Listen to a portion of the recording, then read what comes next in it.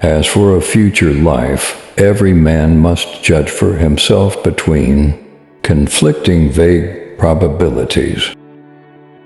It is mere rubbish thinking that present of origin of life, one might as well think of origin of matter.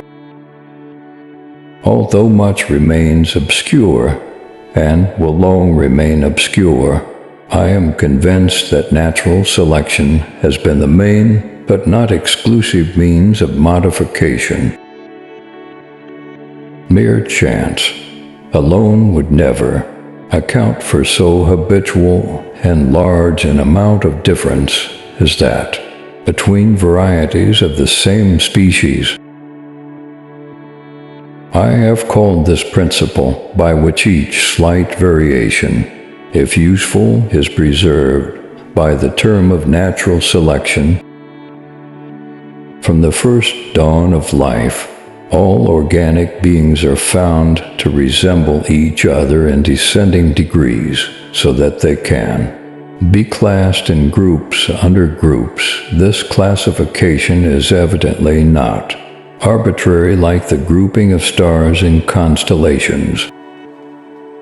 There is grandeur in this view of life with its several powers, having been originally breathed by the Creator into a few forms or into one.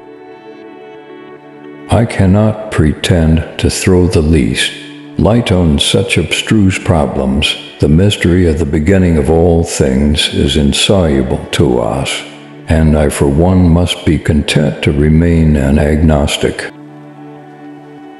There is grandeur in this view of life with its several powers, having been originally breathed into a few forms or into one, and that whilst this planet has gone cycling on according to the fixed law of gravity, from so simple a beginning endless forms most beautiful and most wonderful have been and are being evolved.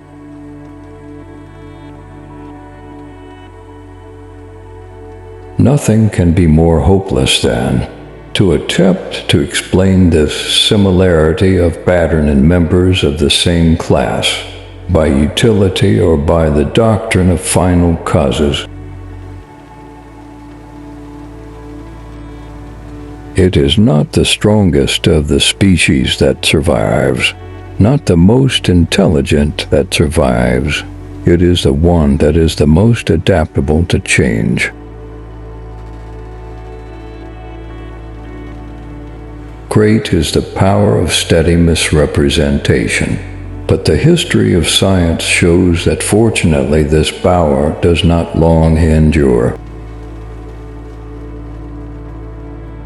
At some future period, not very distant, as measured by centuries, the civilized races of man will almost certainly exterminate and replace the savage races throughout the world.